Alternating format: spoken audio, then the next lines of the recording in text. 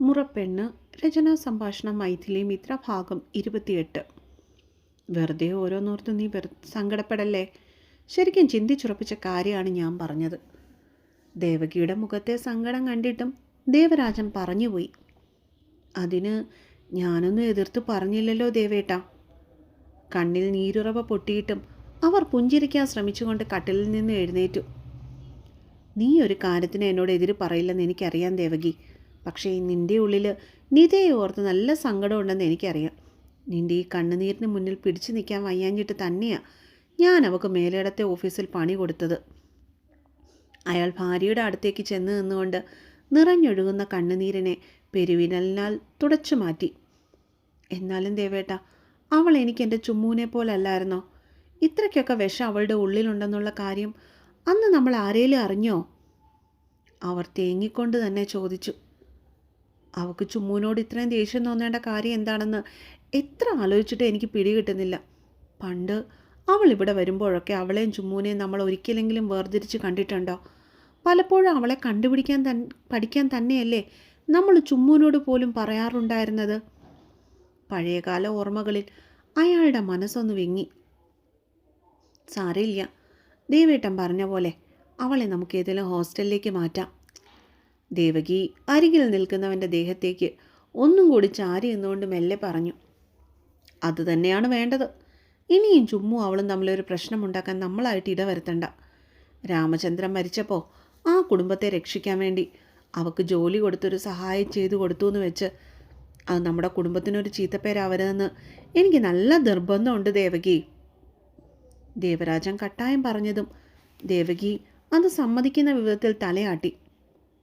പിന്നെ നിധയുടെ അമ്മ വിളിക്കുമ്പോൾ നീ ഇക്കാര്യം കൂടി ഒന്ന് സൂചിപ്പിച്ചേക്കണം. അവരൊരു പാവം സ്ത്രീയാണ്. 2 പെൺകുട്ടികളെയും കൊണ്ട് ജീവിതം വഴിമുട്ടിപ്പോയവർ. അവർക്ക് മോളുടെ സ്വഭാവം അറിയാവുന്നത് കൊണ്ട് കാര്യങ്ങൾ പറഞ്ഞാൽ മനസ്സിലാവും. അല്ലെങ്കിൽ തന്നെ നിധയെ ഇവിടെ നിർത്തണമെന്ന് നിന്റെ നാത്തൂനും വലിയ താല്പര്യമില്ലെന്നാണ് എനിക്ക് തോന്നുന്നത്. അയാൾ കൂട്ടിച്ചേർത്തു.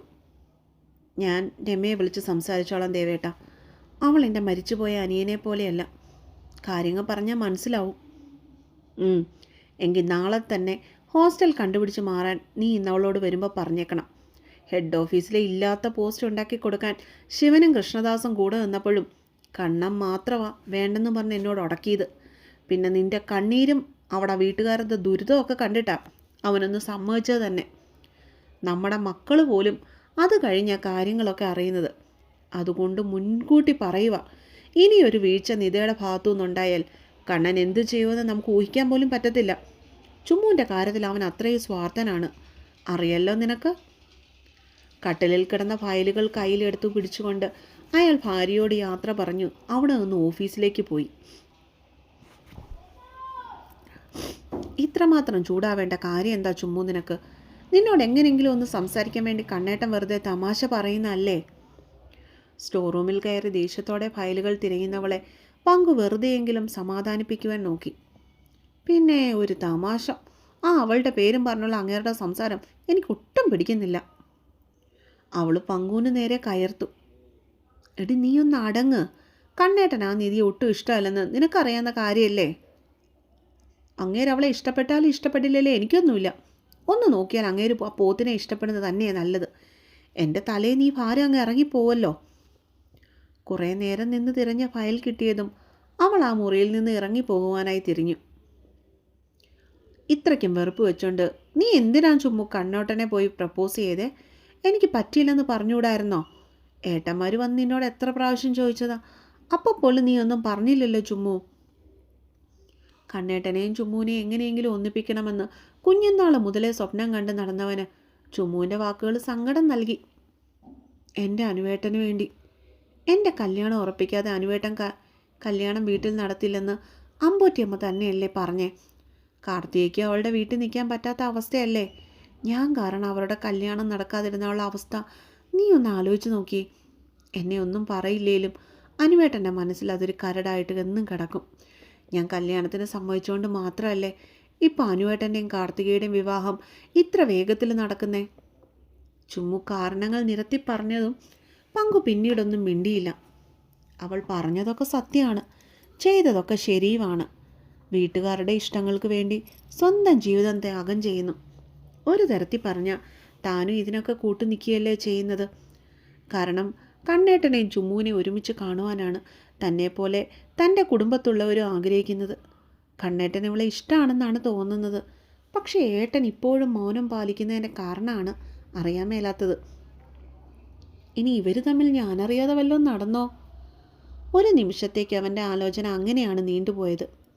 ഏയ്, അങ്ങനെ വല്ലതും ഉണ്ടായാൽ ഇവൾ ആദ്യം പറയുന്നത് എന്നോട് തന്നെ ആയിരിക്കുകയല്ലേ? മനസ്സിലേക്ക് ഓടിയെത്തിയ സംശയത്തെ അവൻ അപ്പോൾ തന്നെ ചുരുട്ടിക്കൂട്ടി പുറത്തേക്ക് വലിച്ചെറിഞ്ഞു. എടാ, ഞാൻ പറഞ്ഞത് വല്ലോ നീ കേട്ടോ? പെണ്ണവൻ്റെ കൈകിട്ടൊരു കൊട്ടു കൊടുത്തപ്പോഴാണ് ചിന്തകളിൽ നിന്നും അവൻ പുറത്തേക്ക് വരുന്നത് തന്നെ. എന്താടി? ചെക്കൻ കൈയുടെ മുകളിൽ മെല്ലെ തൂത്തുകൊണ്ട് അവളെ നോക്കി നെറ്റി ചുളിച്ചു. ഇനിയിപ്പോൾ പറയുന്നില്ല. നിലാവി തഴിച്ചുവിട്ട കോഴിയെപ്പോലെ നിന്റെ നടപ്പ്. എന്തെങ്കിലും ഒരു അത്യാവശ്യ കാര്യം പറയണമെന്നുണ്ടെങ്കിൽ മുഹൂർത്തം നോക്കണം. പെണ്ണ് ചാടി തുള്ളിക്കൊണ്ട് മുകളിലേക്കുള്ള പടികൾ കയറിയപ്പോൾ ചമ്മിയൊരു ചിരി ചിരിച്ചുകൊണ്ട് അവനും അവളുടെ പിന്നാലെ നടന്നു. അങ്ങേർക്ക് ഭൈരവിനോട് എന്താ ഇത്രയും സംസാരിക്കാനുള്ളേ? ഇവർ തമ്മിൽ ഒട്ടും പരിചയമില്ലല്ലോ. എൻട്രൻസിൻ്റെ പുറത്തായി നിന്ന് ഗൗരവത്തോടെ സംസാരിക്കുന്ന കണ്ണനെയും ഭൈരവിനെയും ചുറ്റിപ്പറ്റിയായിരുന്നു ആ സമയം ചുമ്മുവിൻ്റെ ചിന്ത പോയത്. സ്വന്തം ക്യൂബിൽ ചെന്നിരുന്നു കൊണ്ട് പണികൾ ഓരോന്നായി ചെയ്യുവാൻ തുടങ്ങിയപ്പോൾ അവൾ കണ്ടു ആദിയോടെ സ്വന്തം ക്യാബിനിലേക്ക് വേഗത്തിൽ കയറിപ്പോകുന്ന ഭൈരവിനെ. ആ, എന്തേലും ആവട്ടെ, എനിക്കെന്താ? ഒരു നിമിഷത്തെ ചിന്തകളെ ചവറ്റുകുട്ടയിലേക്ക് എറിഞ്ഞതിന് ശേഷം സിസ്റ്റത്തിലേക്ക് വീണ്ടും അവൾ കുമ്പിട്ടു. അനിരുദ്ധൻ വിവാഹ നിശ്ചയത്തിന് ഇനി ഏതാനും നാളുകൾ കൂടിയേ ഉള്ളൂ. നിശ്ചയത്തിനുണ്ടാനുള്ള തുണികൾ എടുക്കുന്നതിൻ്റെ ചുമതല ദേവരാജനായിരുന്നു. അതുകൊണ്ട് തന്നെ ഒരു ഞായറാഴ്ച വന്നപ്പോഴേക്കും കുടുംബത്തിലുള്ള എല്ലാവരെയും കൂട്ടിക്കൊണ്ട് അയാൾ നിശ്ചയത്തിനുള്ള വസ്ത്രങ്ങൾ എടുക്കുവാനായി മാളിലേക്ക് പോയി. ആ നിധിയെ കൊണ്ടുപോയി ഹോസ്റ്റലിലാക്കിയത് കൊണ്ട് നല്ല സമാധാനമുണ്ട്. അല്ലെങ്കിൽ അവളുടെ ഷോയും കണ്ട് നമ്മൾ ഇരിക്കേണ്ടി വന്നേനെ. മാളിലേക്ക് കയറിയതും പങ്കു ആദ്യം പറഞ്ഞ പരദൂഷണം അതായിരുന്നു. നീ അങ്ങ് കൂടുതൽ സമാധാനിക്കണ്ട, നിന്റെ സമാധാനം പോയി കിട്ടാനുള്ള ആൾ ദോ വന്ന് നിൽക്കുന്നു. ചുമ്മാ നോക്കിയിടത്തേക്ക് കണ്ണുകൾ പായിച്ച പങ്കുവിൻ്റെ മുഖം അവിടെ നിൽക്കുന്ന നിധിയെ കണ്ടതും ഒന്ന് ചുളിഞ്ഞുപോയി.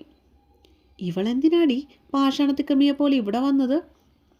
അവൻ പല്ല് കടിച്ചുകൊണ്ടാണ് എല്ലാവരുടെയും കൂടെ ലിഫ്റ്റിനരികിലേക്ക് നടന്നത്. അവിടെ അമ്മാവൻ്റെ മോൻ്റെ നിശ്ചയത്തിന് തുണിയെടുക്കാൻ പിന്നെ അവൾക്ക് വന്നൂടെ? പെണ്ണ് നിധിയെ ഒട്ടും ഗൗനിക്കാതെ എല്ലാവരുടെയും കൂടെ മുകളിലത്തെ നിലയിലേക്ക് ലിഫ്റ്റ് കയറി. ആദ്യം എടുത്തത് അനിരുദ്ധിൻ്റെ തന്നെയായിരുന്നു. അവൻ്റെ ഇഷ്ടപ്രകാരം മ്യൂറൽ പെയിൻറ് ചെയ്ത ഒരു മെറൂൺ കളർ ഷർട്ടും അതിനോട് ചേരുന്ന കസവിൻ്റെ മുണ്ടുമായിരുന്നു എടുത്തത്. ആണുങ്ങളും അച്ഛന്മാരും ഒക്കെ ഏകദേശം ആ രീതിയിൽ വരുന്ന മുണ്ടും ഷർട്ടുമാണ് എടുത്തത്. ലേഡീസിൻ്റെ സെക്ഷനിലെത്തിയപ്പോഴേക്കുമായിരുന്നു പിന്നീട് പ്രശ്നങ്ങൾ തുടങ്ങിയത്. എന്തെങ്കിലും സിമ്പിളായിട്ട് എന്തെങ്കിലും എടുക്കാനായി നിന്ന ചുമ്മുവിന് മുത്തശ്ശിയും അമ്മമാരും കൂടി ഒരു മണ്ടം പണി കൊടുത്തു. ഹെവി വർക്ക് ചെയ്ത അതിമനോഹരമായ പീക്കോക്ക് ബ്ലൂവിൻ്റെ ഒരു ക്രോപ്പ് ടോപ്പും ഫുൾ ലെങ്ത് വേവി സ്കേർട്ടും ആയിരുന്നു അവൾക്കായി അവർ തിരഞ്ഞെടുത്തത്. എത്രയൊക്കെ വേണ്ടെന്ന് പറഞ്ഞിട്ടും നീ ഞങ്ങളുടെ മേലിടത്തെ ആകെയുള്ളൊരു പെൺതരിയാണെന്ന ഡയലോഗ് പറഞ്ഞാണ് കുടുംബക്കാരെല്ലാം ചേർന്ന് അവളെ അടക്കിയത് തന്നെ. ഒരു സപ്പോർട്ടിനായി അവൾ ഏട്ടന്മാരെ എല്ലാവരെയും ദയനീയ ഭാവത്തോടെ നോക്കിയെങ്കിലും ഇതൊന്നും ഞങ്ങൾക്കറിയില്ല എന്ന ഭാവത്തോടെ തിരിഞ്ഞു നിന്നവർ. കൂട്ടത്തിൽ കണ്ണൻ മാത്രം അവളെ നോക്കി വല്ലാത്തൊരു ചിരി ചിരിച്ചു. അവൻ്റെ ചിരിയുടെ അർത്ഥം മനസ്സിലാവുന്നത് കൊണ്ട് തന്നെ അവളത് കാര്യമാക്കാൻ പോയില്ല. മാമി, ഞാനും ചുമ്മൂനെ പോലെ തന്നെ അനുവേട്ടൻ്റെ സഹോദരിയല്ലേ, അതുകൊണ്ട് എനിക്കും ചുമ്മൂനെ പോലെ ഒരു ക്രോപ്പ് ടോപ്പും സ്കേർട്ടും എടുക്കുന്നതല്ലേ. പങ്കുവിൻ്റെയും ചുമ്മുവിൻ്റെയും മുൻപിൽ ആള് കളിക്കാൻ എന്ന വണ്ണം നീത വലിയ കാര്യത്തിൽ എല്ലാവരോടും പറഞ്ഞു. അത് വേണ്ട നിതേ, ചുമ്മു മേലിടത്തെ കുട്ടിയാണ്, അതുകൊണ്ട് അവൾ ഞങ്ങൾക്ക് സ്പെഷ്യലും. നിത എത്രയൊക്കെ ആണെങ്കിലും ഈ വീട്ടിലെ മരുമകളുടെ ബന്ധമാണ്, അതായത് അതിഥി.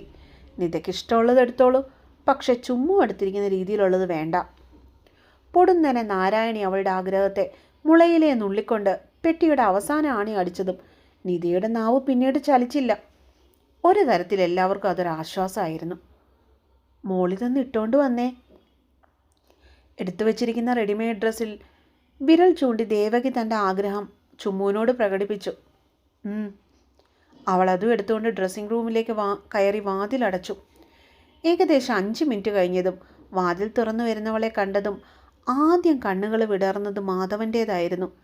എല്ലാവരും പെണ്ണിൻ്റെ സൗന്ദര്യം ആസ്വദിക്കുമ്പോൾ കയ്യിലിരുന്ന ഫോണിലെ ക്യാമറയിൽ അവൻ തൻ്റെ പ്രണയത്തെ വേഗത്തിൽ പകർത്തി. പക്ഷേ അവന് പിന്നിലായി നിന്നിരുന്ന പങ്കു അത് കൃത്യമായി കാണുകയും ചെയ്തിരുന്നു. അപ്പോൾ കണ്ണേട്ടൻ എൻ്റെ ചുമ്മുവിനെ ശരിക്കും ഇഷ്ടമാണ്. മാധവൻ്റെ മുഖത്തെ ഭാവങ്ങളിലേക്ക് ഉറ്റുനോക്കിക്കൊണ്ട് നിന്നവൻ സന്തോഷം സഹിക്കവയ്യാതെ കരഞ്ഞുപോയി. അതേസമയം ചുമ്മുവിൻ്റെ ഔടലഴകിനെ ആസ്വദിച്ചുകൊണ്ട് ഹൃദയത്തിൽ ആവാഹിച്ചുകൊണ്ട് അങ്ങ് ദൂരെ മാറി നിന്ന ഒരുവനെ അവരാരും ശ്രദ്ധിച്ചിരുന്നില്ല. പക്ഷേ കാത്തിരിക്കൂ. അപ്പോൾ അടുത്ത പാട്ടുമായിട്ട് അടുത്ത ദിവസം വരാം.